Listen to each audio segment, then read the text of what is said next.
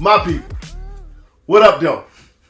We back with another episode of All Black Men Need Therapy. My name is Chief. And I'm Bell. And here we go again. We took a week off, y'all. We needed some time. We went live, and we decided we weren't going to post the episode. We wanted, to talk with the people in the moment and then get that out. And we didn't put it up on the podcasting form like we did the last time we went live. But we took a week off. Brothers needed a mental break. For real, we needed a mental break, and I think we'll jump into that in today's episode. We want to talk about some of the recent events and a lot of the things that people are trying, I guess, throw under the rug because it continues to happen, and we ain't going out like that. You know what I'm saying? So we gonna have these conversations like Willie Lump Lump. We ain't going out like Willie Lump Lump. Movie. They better put it in the comments. Yeah. So we decided today, in addition to talk about the real-time effects that watching black men and women being killed on camera has on us, I also thought about what I know it gets discussed at length, usually via debate on like what happens afterwards, right? Right. So I was thinking about that today or last week or earlier this week. And I text Chief, I'm like, you know what? We had something planned for this episode. We decided to push that off to the next one, which we'll talk about later. But I want to talk about the conversations after the video is played, right? On both sides. You know what I'm saying? So when you say both sides, what do you mean? Like both perspectives. Like, so the white perspective, and I'm not speaking for all white people. I'm speaking about the people who speak up and are not opposed to the actions that some of the officers have taken just recently with Jacob Blake. All right. And I'm talking about the folks who are outraged about the actions that the officers did take as it pertains to Jacob Blake. So let's most of the world is aware of what happened. Right. But in regards to the Jacob Blake situation, from what I was told, there was a fight going on between two white women. Yeah, I don't know the race of the women. There was two women fighting. Two women in a fight. Jacob Blake came and was tried to intervene. The cops were called because the women were fighting. Right. Jacob Blake was tried to intervene, and cops got there, and he was non-compliant and began to walk to his car. And in the process of, I think, getting into his car, opening his door, he was shot in the back 7 times. Correct. Is now paralyzed from the waist down. Correct. And could be permanent. Could be permanent, right. And the doctor doesn't know yet. Right, and the world is in uproar. And you get a bunch of people talking about, well, why didn't he listen, and why didn't he stop and resisting, and all this other good shit. And we're diving into it now, so we'll talk about it. But the perspectives vary based upon what they see in the video. But the reality is, another black man is shot by cops for what appears to be on camera, for what appears to be no reason. You know what the irony in this is? The irony in this is, before it was happening, pre-Rodney King, it was happening, and we weren't able to witness it. Right. Right? So it was being ignored, right? Especially in LA and all the major cities that have a high population of black folks. So before it was happening, no one saw it. So It wasn't a thing. Then we started seeing it, right? Mm-hmm. And now 2 things are happening. One, it's not being acknowledged to the tune that we would like it, considering it's live, right? Video, right? That's 1. 2, it's not being acknowledged by the people we want to acknowledge it. Right. Okay. Sorry. The people in power that can make change. Right. 2, the challenge now is, so before, right, as a black man in this society, we're going to deal with our share of injustice. Period. Without a doubt. Our share, right? So you're going to deal with yours, and I'm going to deal with mine. But now mind you, just to piggyback on that, like, we're going to deal with our share of injustice, but that's solely because we're black. Oh yeah. You know what I'm saying? Yeah, but that's so I preface it by saying, as a blac man, we're going to deal with our share of injustice. Bullshit, though, man. But get this though. Here's the irony. The irony is now, as a result of us, or as a result of it getting more attention, we're now having to consume more than our fair share of injustice. So now I'm taking on yours, right? So and that's the burden we always. And that's the crazy. Like, I was watching it. This just happened like an hour ago. I was watching this video on Facebook. Somebody posted it, and it said something to the effect of, like, it was a discrimination video. It was a 13-minute video about a guy getting pulled over. And I obviously didn't know how it was going to end, but this is when I realized, like, I'm, like, hypersensitive now to any video with a black man and a cop. Right. So the video, the whole time I have anxiety watching the video, and I'm able to fast forward through some of it because he's just sitting in the car waiting for the cop. But essentially what happened was he was racially profiled, period. Like, that was the premise of the video. He fortunately walked away with his life, which is crazy that I have to, give that disclaimer. Which is he fortunately walked away with his life. But the whole time I'm watching it, I'm like, inside, I'm like, not another one, not another one, not another one, not another one. But it's like, we can't even watch a video of, it could be an instructional video, right? It's like you work in the school system. Like, you could see an instructional video and you get triggered. Because that's what happened to me. I got triggered. I'm like, oh my God, I can't take another one, right? So anyway, so today's episode, folks, we're going to talk about the impact that has on us, right? And how it messes with our psyche and has everlasting effects outside of our own circumstances, right? This is all in addition to our own circumstances. So we're going to talk about the folks that... One thing I put on Facebook the other day, the one thing I'll say about 2020 is... Which has been some more bullshit. 2020's just been crazy. Rest in peace, Chadwick. But it's really been trying my patience, is what I put on Facebook. I said, it's been trying my patience. I said, but in that process, it's also allowed me to see people for who they really are, right? And then for that, I'm grateful. Because what we're going to talk about is the white folks that you're their only black friend, right? Like, you're their only black friend. Like, they don't have... They may not even have the black friend. You're a black colleague. Yeah. They're comfortable around you. You're a black colleague who you thought was a friend, or they think you're a friend, until something like this happens. Right. Right? And then you understand where they are. Because the challenge is, and I'm not speaking for all people, right? Hear me clear. The challenge is, some white folks, you are the depiction of a black person or black society, right? You're the depiction. And some cases, they look at everybody how they look at you, which is, in a lot of cases, which is great, right? And there's other cases where they look at you as the exception, right? Not everybody's like Chief and Bell, right? In fact, I'm only dealing with black people in these circumstances, in these buckets, right? We have to be on a sports team together, which is a common interest. Right. We have to work together, which is a common interest, right? Outside of that, I don't really want anything to do with black culture, right? And that could be, obviously, for preconceived notions, right? It could be from learned behaviors, right? One of my old teammates, Darren Orlowski, on Keyshawn's morning show the other day, spoke phenomenal about his experience. Like, I mean, it was very profound what he said. And what he basically said was his upbringing didn't allow him different perspective. He got one perspective of black people with the absence of black people. So hear me clear. So he got a perspective on black people with the absence of black people. So him coming into college, getting to know us, he walked into that situation with preconceived notions of how black people are.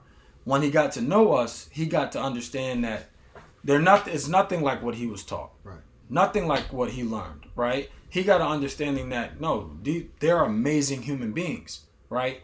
So he was able to debunk everything that he heard, and that was no longer even a thought of his, right? Well, shout out to the people to the white people specifically, who are open-minded enough to endure these experiences with black people and change their complete and entire perspective on it. You know what I'm saying? Because that doesn't happen often. Yeah. And to piggyback on your point, there have been several of my colleagues that I've identified on Facebook, on social media, who are posting stuff like this, and it's just like, are you not aware that you work with minority children? Are you not aware that you work with minority colleagues? Like, I'm looking at these people. It's like I don't even want to associate with them on behalf of work. Never mind like personal life. You know what I'm saying? Like, and because of the things they blatantly just throw out there on Facebook.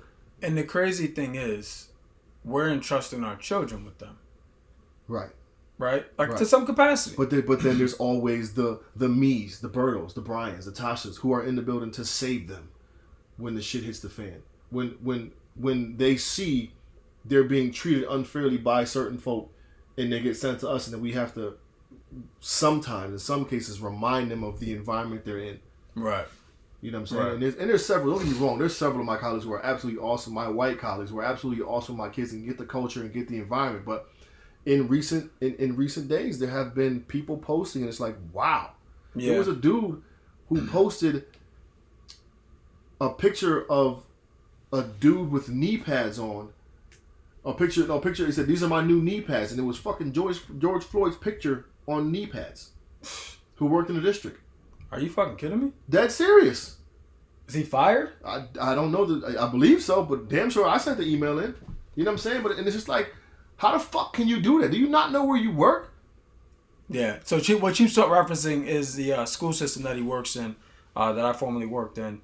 As we said, we grew up in the inner city, and it's mostly minority in our school system. And these points he's referencing are from people who work with these minority kids in the school system, right? So it's like, the crazy thing is, you always hear of unconscious bias, right? We all have unconscious bias, no matter who you are, what skin color you are. That's a conscious bias, right? Like, that is a conscious bias. Like, that is something that I'm not only am I thoroughly aware of it, I want to make the world aware of how I feel. Right. Like, that is blatant, right? And it's that's the part, man, where it's like, I don't care. There's no word game you can play with me. I don't want to hear your statistics, right? There's no other race, present day, right, that has been killed or victimized on camera more than black people. Right. Period. I don't, like, I've heard statistics about cop shooting and how it's white man. Like, I've heard it all. That's cool, right? That is cool. It's like when somebody says, well, you know, it doesn't hurt that bad, right? Like, until you experience the pain. Like, well, you're getting punched in the face, it doesn't really hurt that bad. But then you get punched in the face, like, holy shit, this hurts. Right. So my thing is, how do you think, to all of our white or non-black listeners and followers, and subscribers, how do you respond if every other week you see someone who looks like you murdered by another race who you know has prejudice against you? To our white followers, how do you respond when you see a young white person killed by a black officer every other week? Well, how about this? I'm not even going to mention the coward's name, but the white kid that bought the machine gun to was it Kenosha? Yeah, yep, Kenosha. A lot of people are happy. A lot of people are advocating for him because he was assaulted by some people. So he was in self-defense, according. That's what they're arguing. So the commander-in-chief of the free world said he was brutally attacked, and I watched this interview. He said he was brutally attacked, and he doesn't know. Maybe he could have died. He said, I don't know. Maybe they could have killed him, right? Not once did he mention Jacob Blake. Not once did he mention anything about why that guy was even there. Right. Right? So the crazy shit is this, right? You know what the difference, and this is kind of rhetorical, but do you know the difference between murder and manslaughter? Not the legal statutes. Okay. No. So manslaughter is unintentional. Right? Okay, yeah, right? Yeah. So like I killed you, but that wasn't my intention. Like it happened, right? Like a fit of rage. Okay, I didn't leave my house to kill you. Right. It just happened. Mm-hmm. My man went to another minimum town with an AR-15 and killed 2 people. Right. Bro, that's murder. Without a doubt. Right? That is premeditated murder. Right? And a man got shot 7 times in his back. People, this shit pissed me off. I deleted him. So hopefully he's listening to this podcast. I deleted him from my Facebook friends, the dude I used to work with. He posted, and I'm gonna get back to my original point, but he posted, can one person please just hold Jacob Blake accountable for his actions? So to piggyback to piggyback on that, his actions were walking away from the police, being non-compliant, and then he did go into his car. Understood. Yeah. He go into his car. They don't know what's in there. I get that part. Yeah, I get it. But there's tasers. They could have just snatched his ass up and threw him to the ground. There was multiple cops there. Right. So here's the only point I'm trying to make. They're asking a man who was shot 7 times in the back to be accountable for his actions. No one said anything about that 17-year-old kid being accountable for his. Who wanted to be a police officer, who was like in training to Yeah, be a police like officer. I don't hear me clear, ladies and gentlemen. I don't give a fuck if Jacob Blake spit in that cop's face, told him his mom's a hoe, right, and slapped him. I don't care if he did all of that. Let's just say those were his actions. Slapped him and called him a pig, right? That doesn't constitute being shot 7 times in front of your kids, bro. In the back. In front of your kids. In the back. Yo, like that shit is crazy. So people are now talking about, but I guess he has a storied past with some felonies that he's being wanted for and so on and so forth. And I get that. There's bad people everywhere you go. But at that moment, they had no knowledge of that. And even if they did, the situation didn't warrant him being shot in his fucking back. They didn't, right? But it's a good scapegoat. Oh, for sure. Right? It's a good scapegoat. Sure. But why didn't they pull up old boys past? Nobody's talking about the thing. I did see a video where said he beat up or he slapped a girl or was assaulted a girl a week before. But you know what though, bro? Like if we can't have it both ways, right? Like I don't care about what he did before. I don't care if he was a fucking Boy Scout. I don't care if he was a woman beater. I'm judging him off what he did that day. He left, went to a different town with an AR-15 and killed 2 people and shot them. Period, man. Period. And then I watched somebody had posted something from it's either the New York Post or the New York Daily Post. It's not like the major newspaper in New York, but when Trayvon Martin was killed, they had a nice picture up of him like in school or something, and it said traces of marijuana found in his blood, right? The picture they had of this car with that had the AR-15 was of him removing graffiti. It's like, are you fucking kidding me? So like that, and this is why we need this podcast, man. And like we said, hopefully for you all, like hopefully it resonates with you all, but definitely for us, right? Because like that shit is disturbing, bro. Dude. Like that's what got me to the point where I'm like, yo, they look at us like a fucking commodity, bro. Like a commodity, right? Like a nice to have, right? But it's not necessary to protect it. It's not necessary to defend it because you know what? We can just get another one. Like all Donald Trump had to say about the NBA and the WNBA protests was that their ratings are bad anyway. Like, are you fucking kidding me? Can you be more divisive than that, bro? I'm not even saying you say. I'm not saying defend the cops, right? Argument's sake, be neutral, right? You're a leader. I get it. Cool. I get that, right? Because though we're bashing this situation, guys, I have a lot of good friends that are cops, and I truly believe there are more good cops than bad, right? That's my personal opinion. I would love to have a conversation with those guys, but I don't want to put their lives in jeopardy. I really think an open conversation about how they really feel could put their lives in jeopardy in terms of like their livelihood.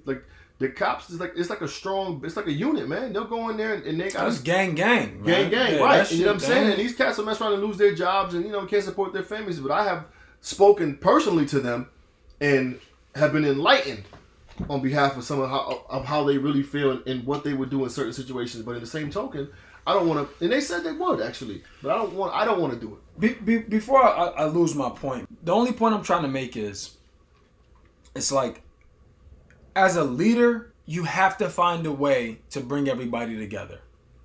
That's never been. And regardless of what side of the aisle you're on, I'll speak for this situation. We all know I can speak for more, but he is drawing that wedge to continue to separate. Right. And that shit is crazy to me, man. Like how you can't, how you mention the coward's name, but you don't say anything about Jacob Blake, like not one time. And it's like, yo, come on, man. Like, really? Let me. I mean, we don't really. I don't really get into the Facebook and Twitter and social media banter very often. I stay away from it. I don't like to jump. But you get into it more than me. Right. Of course. Mm-hmm. I don't like to jump into certain conversations. But I did witness again another one of my colleagues, basically praising Donald Trump. Now, I'm asking this question to you as my man. Is it fair to discontinue communication with this person based off of their political views? So I have a really good friend of mine who is a stout Trump supporter. Here's my thought on this, man. I don't believe all Trump supporters are racist. I don't believe that. And everything about this post spit racism to me. Now, let me continue. I don't think that they all are. But if they show an inkling that they are, you better believe them. Right? That's my thing, right? Here's another uncommon opinion.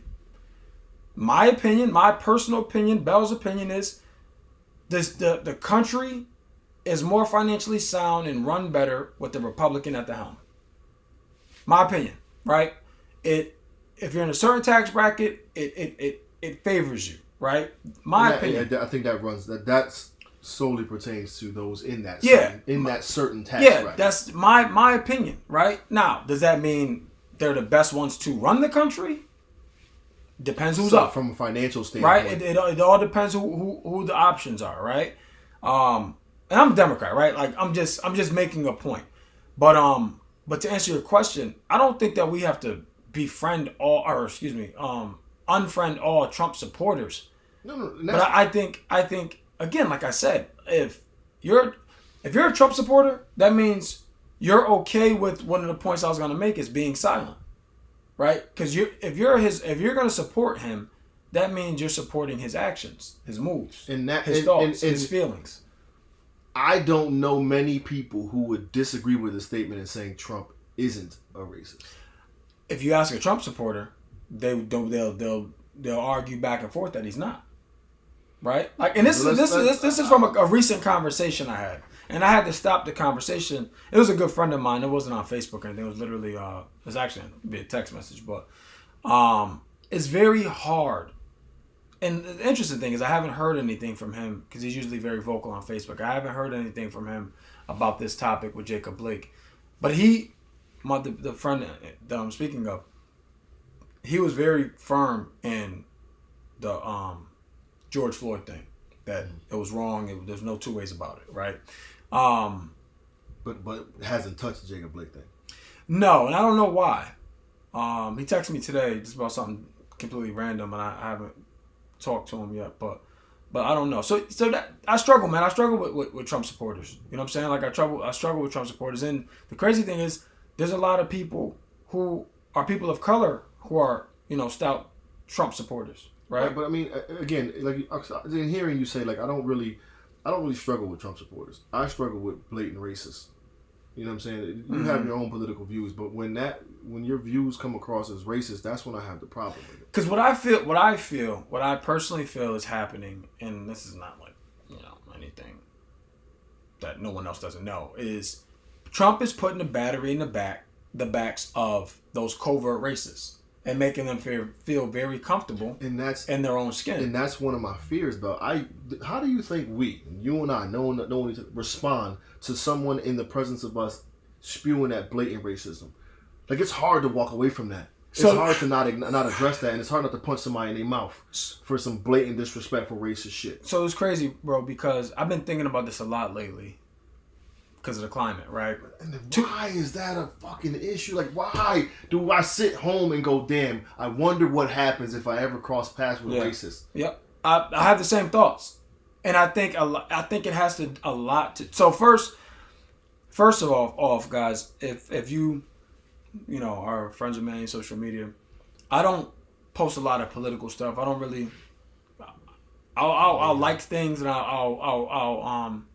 I mainly like things. I don't, and I may say like amen or I might comment on something, but I'm not like sharing stuff like that. And mainly, and if I'm being honest, the biggest reason why I don't do well with texting back and forth or fighting over back and forth. I got friends that like live for that shit, that love it, right? Because I'm not wired to compartmentalize and be like, no, this is just a debate over something online. No. Because I'm gonna sum it up. I'm like, once the reason why I don't do it because I know myself, right? Like I'm very self aware of who I am, of who I am, and I know what's gonna happen. If I start going back and forth with you, I'm gonna say, you know what, man, you're right. I looked at this the wrong way, right? Let me buy you a coffee. Where do you live? I'll bring it to you, right? And I have no intention of bringing that man a coffee, right? Like, cause that's how angry it makes me. So I don't engage, right? So the part to your or the answer to your question is, what would you do? And I, honest to God, like the first thing the running thought for myself is ignore it, right? Ignore it. Now, I can easily do that I shouldn't say easily. That is more attainable by myself. If my wife or my kids are there, you better pack a lunch, right? It's going to be a long day for whoever that is because that is one thing I will not tolerate. Now, I hope and pray that I never have to be in that situation, right? But that was my first thought is if it's me by myself, and it's easy too. In the stores, you got a mask on. I'm like, you know what? I'll just keep walking. Like I'll ignore it because, and like you know, we got friends that would love to engage. I'm like, you know what? I'm gonna ignore it. But if I'm with my family, oh, then all bets is off, right? But that's to answer your question, and it sucks, man. That this is the other thing. Again, the psyche, right? These are all cognitive thoughts as we leave the building, right? We walk outside. Like, God, let me get home and not have to deal with a racist today. Like, we walk outside and we're like I said, guys, I was watching a guy being pulled over for a routine traffic stop and I had anxiety just watching it. Imagine if I got pulled over. How much anxiety I have. And the cop had the nerve to say to the guy, you know what? Do we have permission to search your car? Because you're really nervous. No shit, I'm nervous. I'm a fucking black man in America. Right? Like, yeah, I'm nervous, bro. Hell yeah, I'm nervous. Right? I shouldn't be nervous, but I am. And I'm not nervous based on statistics. I'm nervous based on what I see. Right. Right? And what I witnessed, what I experienced with my brothers and family. And so because I'm nervous makes you think that I have something in this car? Not that I fear for my fucking life based on what's been going on in this country? It's like, bro, like, come on, and in this man. video, he called him out of the car. So the man was outside of the car. He complied. He did everything. It's like, there's 4 officers in front of him. 3 cop cars. A dog. Like, what the fuck? You damn right I'm nervous. Right? Like, come on, man. And that's the thing. I feel like, again, I feel like America is holding us responsible to fix something we didn't break. Right? Like, we never oppressed ourselves. Right. You know what I'm saying? And I think the longer we go ignoring it, and not we, because there's plenty of, like I said, I am confident that my daughter's generation is going to be the ones that create some type of change in the world, right? And that's the 20-somethings, early 20s, like that was a Generation Z or whatever they are. I'm very confident in that. But it's like, how many more of these have to happen prior? And then, let's just say it does change, right? What damage has been done? Right? Like, what is the lasting effects of watching what feels like consistently people that look like you getting killed? Right? Like, that shit is crazy, man. But see, that's the thing. That, like, there are so many black men out there who are carrying the weight of this shit and haven't touched it at all. Yep. Haven't addressed it with anyone and don't even realize why they're so angry, or don't even realize that that this shit is pent up in them. But they see it and they just get overwhelmed and they take their own personal space. But it carries you. And like you said, to have to walk out of the house and just pray you make it back, and pray you don't deal with any racism, and pray you don't have to cuss somebody out. And listening to you talk about, if you're with your family, I think I'm the exact opposite.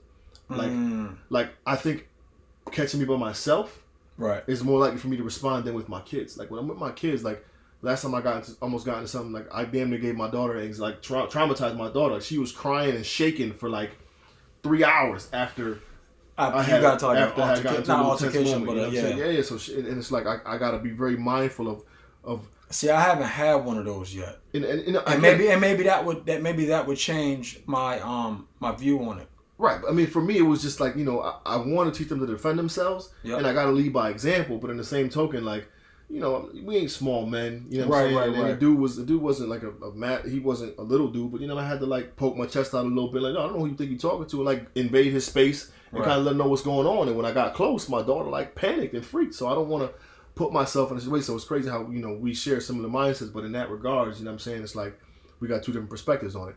But I do want to touch on me. I intentionally got into it with a troll online a few days ago. I'm actually online looking for this post, but keep going. It was when Kenny Smith, shout out to Kenny Smith, man, when he walked off the set in support of the NBA players and their support of the Black Lives Matter movement in response to the Jacob Blake situation. You know what I'm saying? And on Kenny's post, just a bunch of people just disagreeing, and one dude was like, "In the land I'm from, when you walk off your job, you get fired." Right. I'm like, bitch, first of all, we from the same land. Like, what land is you from? That, you know what I'm saying? Right. Not that I knew the kid, but I'm assuming he's from America or whatever, you know what I'm saying? So then, I don't even know what I said to initiate it, but we went back and forth for a little while. And then this dude goes ahead and he tags me in 2 different posts. Yep. Like 2 days later, he tagged me in a post. One of them was a black dude ripping a necklace off of like an 83-year-old white woman. I'm just like, dude, there's terrible people everywhere you go. Like, what's your point in tagging me in this? Right. And the next post was a police officer getting hit in the head by something from a protester. And I don't know if the protester was black or white. It just shows the object flying, hitting a police officer, and the police officer falls. And I tag him and I reply like, yo, I don't understand what your point is. Like, what are you trying to say? That protests are violent? Yeah, some of them can be. Do black people steal from people? Yeah, so do white people. Right. So do you want me to, and I comment, do you want me to tag you in a violent act from a white person? Like, I don't understand how you were trying to justify your blatant racism and lack of support for the Black Lives Matter movement. I put Black Lives Matter, you put all lives. You put my life matters. Right. Yeah, and that's what I can't do it. I can't do it. I eventually, can't do it, man. I eventually was like, let me just stop talking to this Google because it won't get any better. But I'm just like, dude, like, are you fucking kidding me?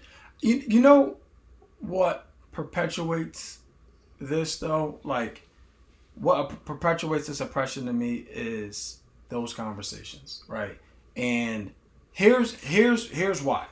So I couldn't find it, but the post I was looking for, somebody posted, Michael Vick spent more time in jail than the 400 something officers who've killed black people, right? For killing a dog. He spent more time in jail than how many ever the number of the officers were that have been that have killed or shot black people, right? So I think what perpetuates this, man, and which gives, and this is my opinion, I'm black. I've always been black, so I can't see no other perspective, right? But my guess is what continues to perpetuate this is the fact that no one is being convicted of anything. So when all right, we live in the land of a judge and a jury, right and wrong. And if this person has not been convicted of a crime, right, to some, it's justified, right? Because look, well, this is what we do in this country. If somebody does something wrong, we prosecute them, right? These people were, in some cases, were prosecuted, acquitted. Right? Not guilty, whatever the verdict was. So, you know what? Then in our court of law, they did not do anything wrong. Right? So, what happens is people see that and then it allows them to run with that narrative. Right? It's like, well, he was doing his job.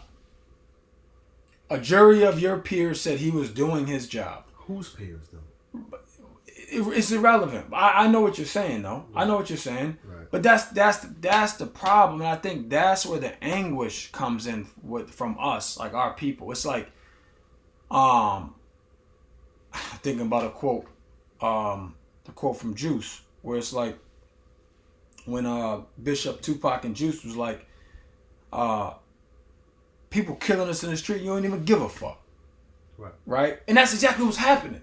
Like that's exactly what's happening. Nobody is saying or doing. I take that back. Nobody is doing anything, and we're protesting, we're marching, they're mad.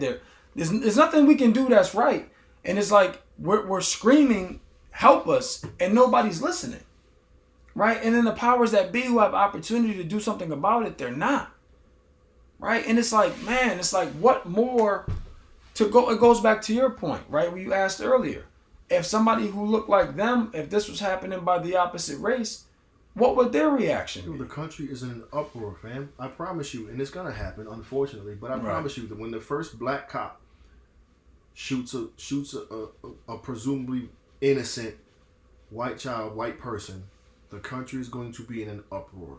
Right. And he's going to be prosecuted immediately. Right. Right. And potentially satisfy all the angry white folk in the world. But why isn't the black voice being heard? Yeah, and listen, guys, this is not a new fight, unfortunately, right? It is not a new fight.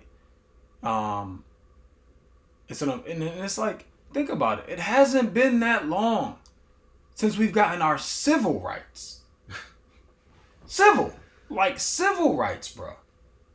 Like it was the 57th anniversary of the March on Washington. And I mean, in the very first episode, I watched it the other day. I watched the clip from the very first episode the other day. We ended it. We just trying to matter. That's it. Like what's less than matter? What's less than matter? Like at what point do black lives really matter? Like how is it that you can say all lives matter? All lives can't matter if black lives don't matter. Right. You know what I'm saying? So it's like, why do you have a problem with that? Why can't we simply fucking matter? Right. And why do you have a problem with me saying my life matters? Because again, man, I deep down think that the people who are responding that way don't think we do, right? Like they don't think we do, and that's crazy. You know what I'm saying? Like that's crazy. Like what kind of fucked up teaching? He told me he had two sons. The dude I was arguing with, he said he had two sons, and I was like, I hope your sons marry black women. And that's how I ended the joint. But like, it's crazy. It's bugged out, fam. Like that we have to sit like, dude, what, like. I definitely fear, like put like this, you know I carry. Right. All the time. Right. I was going for a run the other day, and how long you run for? I was like, this was a good one. I went for a run the other day. You notice he didn't answer. No, it was a good run. I don't know how long it was, but it was for a while. I took a nice little trip. But I was like, do I want to put my joint on my hip and, just do my thing? Because you just never know. Because my thing was like, I'm going to run around here, then I'm going to go down one of them streets that, you know what I'm saying, that, let me just in case. But this is the way I wanted to go. And I'm just like, I don't want to, this is what I said. You know what? You can fight. Leave it in the house.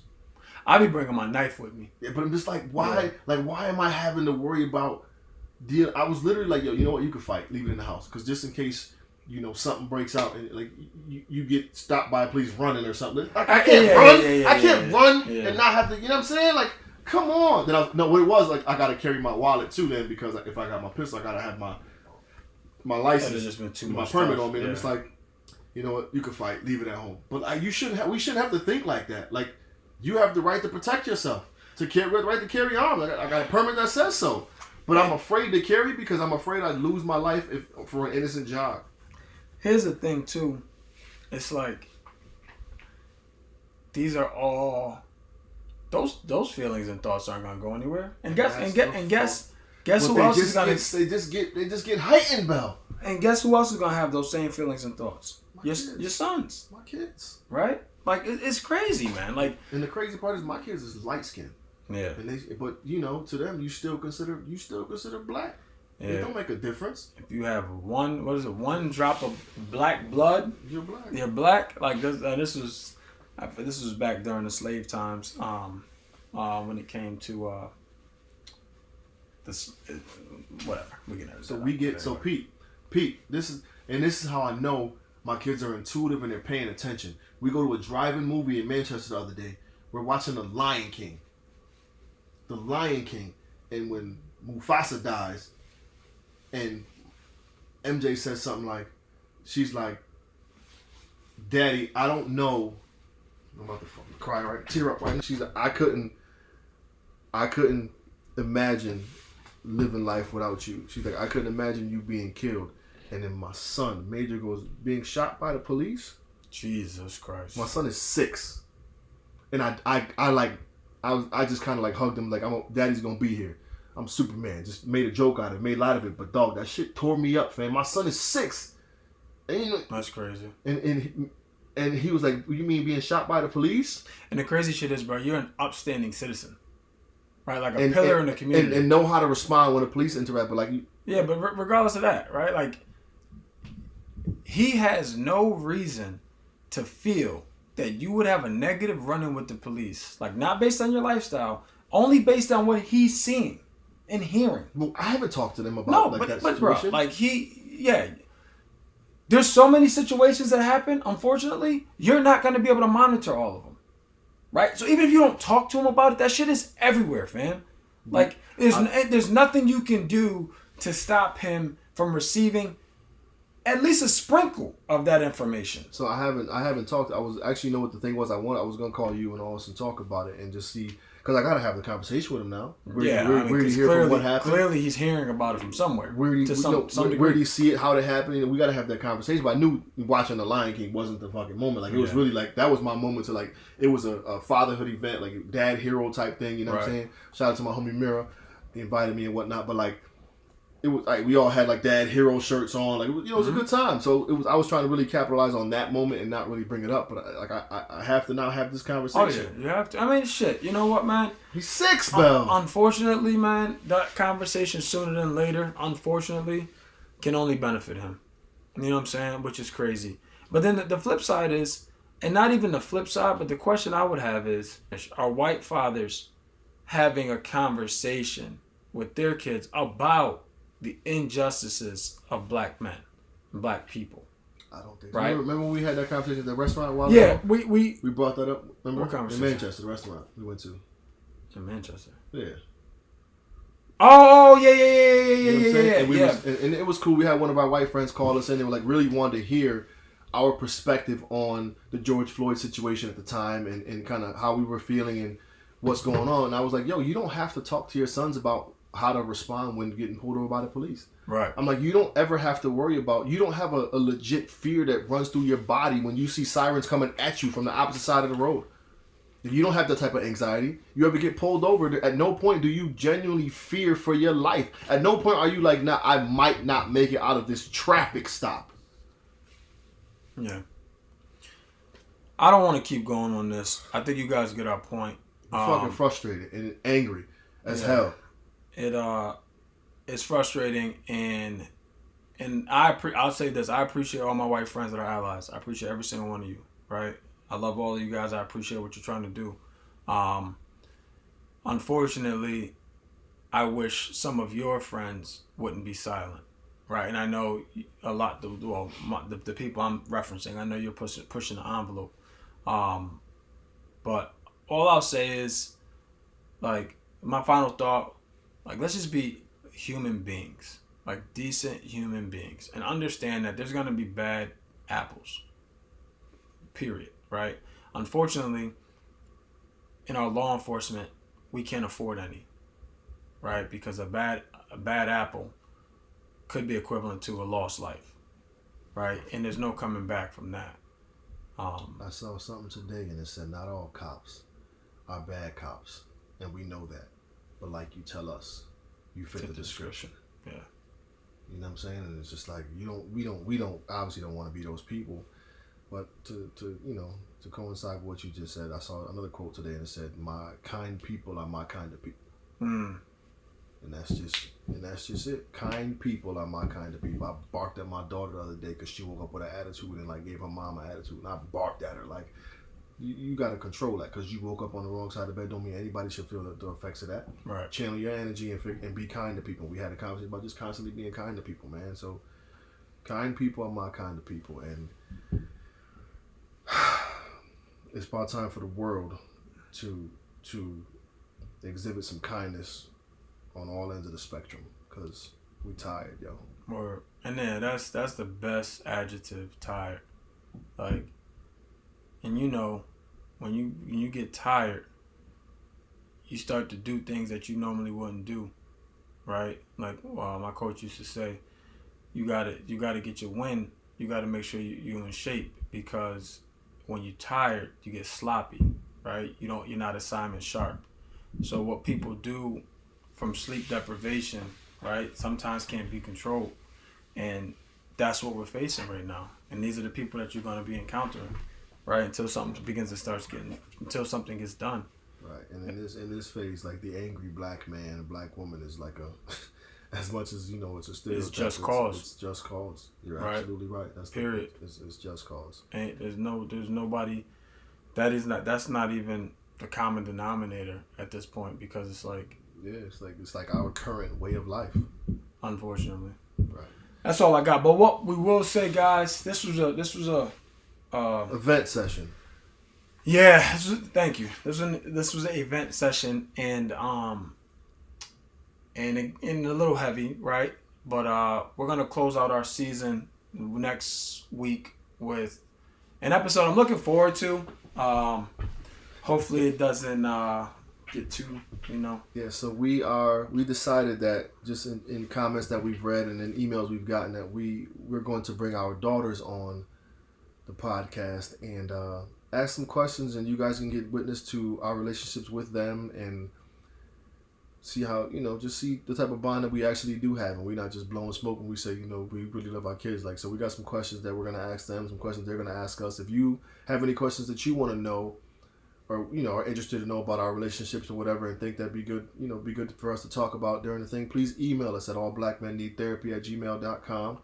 Hit us up on Instagram in the DMs or whatever. You got any questions? I think it'll be dope to hear what the people want to know about our relationship with our kids, our daughter specifically. Now, his daughter is 23 and mine is 9, so there's a lot of different ways we can go with these conversations. Like, one of the questions we got was regarding boys and first breakups and whatnot. My daughter's 9. We ain't going there right now. Right. You know what I'm saying? So if you do have questions, please feel free to hit us up, man. We want to know what you guys want to hear us talk about with our baby girls. I think it's going to be real dope, and it could, it'd be good to see black men living in a world where you don't necessarily attribute us to being part of, as in dads. So yeah, I'm looking forward to it. It should be cool. But yeah, let us know. If you don't, we're going to have our own questions anyway. And then we'll close the season out with that, and then we'll take some time off and come back with season 2. No doubt. We doing this, though. They say most podcasts don't last past, 5 episodes? 7. 7 episodes. We going to close out with a dozen, so we surpassed the mark. Nevertheless, we closing the show like that. Do us all a favor and hug a black man today, because we definitely need it. And tomorrow. We out. Peace. Oh my.